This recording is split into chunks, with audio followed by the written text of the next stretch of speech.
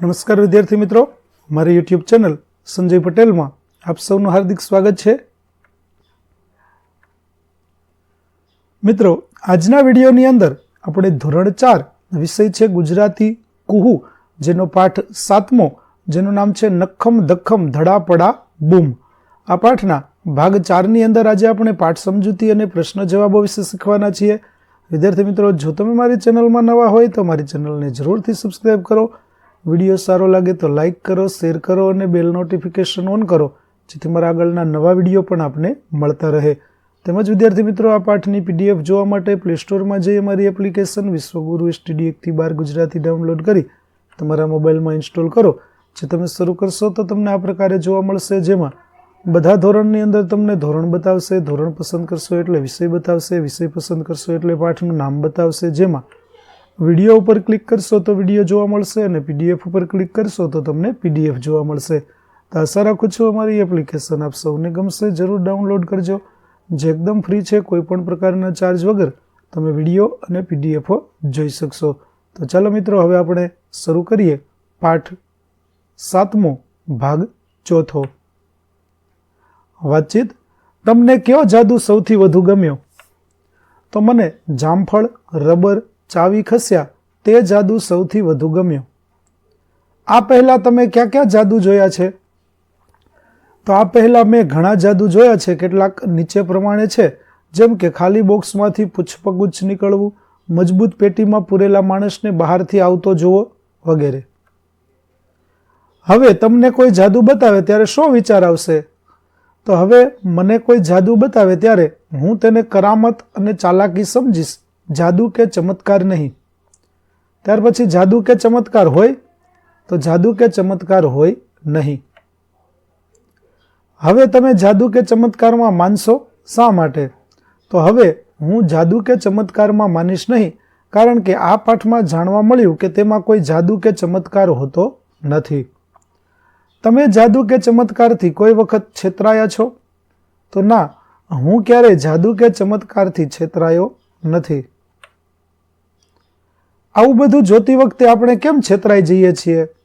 તો આવું બધું જોતી વખતે આપણે છેતરાઈ જઈએ છીએ કારણ કે આપણને તેમાં રહેલી ચાલાકીનો, કરામતનો ખ્યાલ આવતો નથી. ત્યાર પછીનો પ્રશ્ન, જાદુગરની ચાલાકી પકડવી હોય તો શું કરવું પડે? તો જો જાદુગરની ચાલાકી પકડવી હોય તો આપણે કહીએ તે કરી બતાવવા તેને જણાવવું જોઈએ, જેમ કે મારા હાથમાંની પેન્સિલની પેન બનાવી આપો, આવું. ત્યાર પછી આ પાઠમાં આપેલા જાદુઓમાં કઈ કઈ યુક્તિઓ, ટ્રીક હતી? તો આ પાઠમાં આપેલા જાદુઓમાં નીચે પ્રમાણેની ટ્રીક હતી, જેમ કે બંગડીને એક છેડે સફેદ દોરો બાંધેલો હતો અને બીજે છેડે ધોળું ઇલેસ્ટિક સફેદ દુપટ્ટા પર હોવાથી તે દેખાતા ન હતા. ત્યાર પછી ડાકણના જાદુમાં છરી પર કપાસના ઝીંડવાનો રસ લગાડેલો હતો અને માતાજીના પગલાં પાડતા જાદુમાં દુપટ્ટા પર ચૂનાનો ઝીણો ભૂકો છાંટેલો હતો અને પગના તળિયે હળદરનો લેપ કર્યો હતો. તો આવી ટ્રીક હતી અને તેના કારણે આપણને ત્રણેય જાદુઓ જોવા મળ્યા હતા. ચાલો, વાર્તાના આધારે વિધાનો સાચા હોય તો વિદ્યા અને ખોટા હોય તો જાદુ લખો. પેલું, લાકડીમાં ફસાયેલું ઇલેસ્ટિક બંગડીને પોતાની તરફ ખેંચતું હતું, તો જાદુ. ત્યાર પછી બીજું, તૃપ્તિને સફેદ રંગ ગમતો હોવાથી તે સફેદ દુપટ્ટો લાવી હતી, તો તે પણ જાદુ એટલે કે ખોટું છે. તૃપ્તિ અને અંશુલ ચમત્કારિક શક્તિવાળા હતા, તો તે પણ ખોટું છે, માટે જાદુ. તૃપ્તિ અને અંશુલ ખરેખર જાદુઈ મંત્ર જાણતા હતા, તો તે પણ ખોટું છે, માટે જાદુ. તૃપ્તિ દુપટ્ટાને ચૂનાના પાણીમાં બોળીને લાવી હતી, તો તે પણ ખોટું છે, માટે જાદુ. ચાલો, આવ જા જા વાર્તામાં એકવાર પગલાં પાડી આવો અને પછી પ્રશ્નોના ઉત્તર આપો. પેલું, ટેબલ પર દુપટ્ટો પાથરતી વખતે અંશુલ શા માટે વાતો કરતો હતો? તો ટેબલ પર દુપટ્ટો પાથરતી વખતે અંશુલ વાતો કરતો હતો કારણ કે તે સમયે તૃપ્તિએ પેલા ઇલેસ્ટિકને ટેબલ પરની ખીલીમાં ફસાવી દેવાનું હતું, જેની કોઈને ખબર ના પડે. બીજું, વસ્તુને પોતાની તરફ બોલાવવા અને પાછી મોકલવા માટે તૃપ્તિ આવ કે જા જા ન બોલી હોત તો શું ફેર પડ્યો હોત? તો વસ્તુને પોતાની તરફ બોલાવવા અને પાછી મોકલવા માટે તૃપ્તિ આવ કે જા જા ન બોલી હોત તો જાદુ જેવું લાગ્યું ના હોત. ત્યાર પછી તૃપ્તિ મંત્ર શા માટે બોલી હશે? તો પોતે જાદુની વિદ્યા જાણે છે એવું સાબિત કરવા માટે તૃપ્તિ મંત્ર બોલી હશે. ચોથું, તૃપ્તિએ શું ન કર્યું હોત તો ડાકણ ન કપાઈ હોત? તો તૃપ્તિએ કપાસના ઝીંડવાનો રસ છરી પર લગાવ્યો ના હોત તો ડાકણ ન કપાઈ હોત. છઠ્ઠું, લીંબુમાંથી લોહી લાલ પ્રવાહી શા માટે નીકળે છે? તો લીંબુને કાપતા કપાસના ઝીંડવાનો રસ લીંબુના રસ સાથે ભળી જાય છે, તેથી લીંબુમાંથી લોહી કે લાલ પ્રવાહી નીકળે છે. ત્યાર પછી સાતમું, ડાકણ કપાય ત્યારે ચીસ કોણે પાડી હશે? તો ડાકણ કપાય ત્યારે ડાકણથી ડરતા હોય અને જે ચમત્કારમાં માનતા હોય તેઓએ ચીસ પાડી હશે. ત્યાર પછી દુપટ્ટા પર કંકુ જેવા રંગના પગલા શા માટે પડ્યા? તો દુપટ્ટા પર ચૂનાનો ઝીણો ભૂકો છાંટેલો હતો. તૃપ્તિએ પોતાના પગના તળિયે હળદરનો લેપ કર્યો. પછી તેણે દુપટ્ટા પર ચાલવાનું શરૂ કર્યું.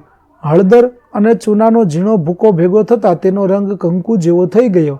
આથી દુપટ્ટા પર કંકુ જેવા રંગના પગલા પડ્યા. નવમું, કમ્મુએ તાળીઓ શા માટે પાડી? તો દુપટ્ટા પર મયુર, નફીસા અને સાગરે પગલા પાડ્યા. તે જોઈને આખા વર્ગે તાળીઓ પાડી, તેથી કમ્મુએ પણ તાળીઓ પાડી ને પછી પગલા પણ. ત્યાર પછી સમાન અર્થ ધરાવતા વાક્યો પાઠમાંથી શોધીને તેમનો પહેલો અને છેલ્લો શબ્દ લખો. જેમ કે જામફળ અને બંગડી તૃપ્તિથી વિરુદ્ધ દિશામાં જતા રહ્યા. તો પહેલું છે જામફળ, છેલ્લો શબ્દ આવશે પહોંચી ગઈ. બીજું, ઓઢણી સરખી કરવાનો ડોળ કરતા તેણે ઇલાસ્ટિકને ખીલીમાં ભેરવ્યું હતું. પ્રથમ શબ્દ તો તે દુપટ્ટા અને છેલ્લો શબ્દ ફેરવતી હતી. ત્રીજું, ખીલીમાં ભેરવેલું ઇલાસ્ટિક બંગડીને આકર્ષતું હતું તો ખીલીમાં અને ખેંચતું હતું.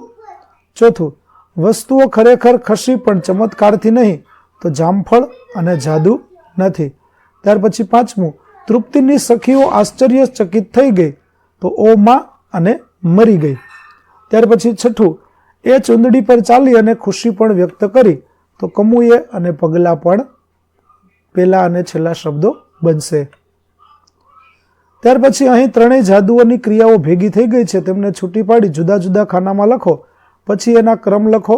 આ જાદુ કરવા માટે જરૂરી વસ્તુઓની નીચે લીટી કરો. તો વિદ્યાર્થી મિત્રો, અહીં આપણને જે શબ્દો આપેલા છે તે શબ્દો આપણે વિભાગ પાડીએ. તો ચાલો આપણે ભાગ પાડીએ. જેમાં કાપો ડાકણ, એ જાદુ માટે આવશે એક લીંબુ લેવું, એક ચપ્પુ લેવું, કપાસના ઝીંડવાનો રસ ચપ્પુ પર લગાવવો અને લાલ રંગનું પ્રવાહી ટપકવું. આ પ્રકારે એ જાદુ થશે. ત્યાર પછી આવ આવ જા જા, એ જાદુની અંદર ટેબલ ઉપર દુપટ્ટો પાથરવો, દુપટ્ટા પર સફેદ બંગડી મૂકવી, ઇલાસ્ટિકને ખીલીમાં ફસાવવું, બંગડી અને રબરનું ખસવું. એ રીતે થશે. ત્યાર પછી કંકુ પગલાવાળું જાદુ કરવા માટે તો ચૂનાના ઝીણા ભૂકાને દુપટ્ટા ઉપર છાંટવાનો, જમીન ઉપર દુપટ્ટો પાથરવાનો, પગના તળિયે હળદર ઘસવાની, દુપટ્ટા ઉપર ચાલવાનું અને કંકુ જેવા પગલા પડે છે. તો આ રીતે આપણે તે જાદુ પણ કરી શકીએ. ત્યાર પછી આ એકમમાં આપેલા મંત્રો ઝડપથી બોલો. પછી તમે 3 નવા મંત્રો બનાવો અને વર્ગમાં મોટેથી સંભળાવો. તો ચાલો આપણે 3 મંત્ર કરીએ. જાદુ મંત્ર છું મંત્ર, હું બોલું તે થઈ જા. બીજો મંત્ર છે અલા જાય બલા જાય, મારો જાદુ સફળ થાય. ત્યાર પછી ત્રીજો મંત્ર હર ફટ સર સટ, જાદુ થઈ જા જટ. તો આ પ્રકારના મંત્રોની આપણે રચના કરી શકીએ. તો વિદ્યાર્થી મિત્રો, અહીં આપણો પાઠ 7નો ભાગ 3 છે તે પૂરો થાય છે. આગળના પાઠનો વિડીયો મેળવવા માટે મારી ચેનલને જરૂરથી સબસ્ક્રાઈબ કરો. તેમજ પીડીએફ જોવા માટે પ્લે સ્ટોરમાંથી અમારી એપ્લિકેશન વિશ્વગુરુ એસટીડી 1 થી 12 ગુજરાતી ડાઉનલોડ કરો, જેમાં આપને ધોરણ 4 તમામ વિષયના સ્વાધ્યાય સોલ્યુશન, સ્વાધ્યાય પોથી સોલ્યુશનના વિડીયો અને પીડીએફો મળતા રહેશે, જે એકદમ ફ્રી છે. કોઈ પણ પ્રકારના ચાર્જ વગર તમે વિડીયો અને પીડીએફો જોઈ શકશો. તો જરૂરથી અમારી એપ્લિકેશન ડાઉનલોડ કરજો. ફરી મળીશું આપણે નવા વિડીયો સાથે. ત્યાં સુધી આવજો.